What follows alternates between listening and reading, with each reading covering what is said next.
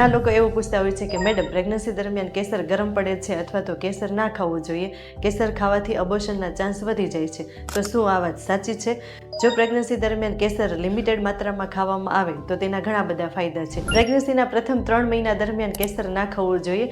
જો આ સમયગાળા દરમિયાન કેસર ખાવામાં આવે તો એ ગરમ પડે છે, એટલે અબોર્શનના ચાન્સ વધી જાય છે. તો કેસર ક્યારે ખાવું જોઈએ?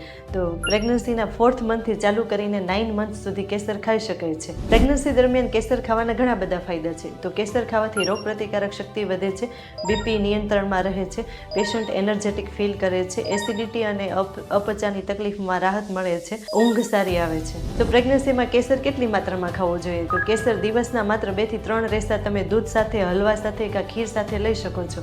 જો વધારે માત્રામાં કેસર ખાવામાં આવે તો ઉલટી, ઉબકા અને કબજિયાત થઈ શકે છે અને અધૂરા મહિને પણ ડિલિવરીનો દુખાવો ચાલુ થઈને પ્રીમેચર ડિલિવરીના ચાન્સ વધી જાય છે. કેસર જોડે એક ગેરમાન્યતા પણ સંકળાયેલી છે કે કેસર ખાવાથી બાળક ગોરો આવે છે. આ એક તદ્દન ખોટી માન્યતા છે.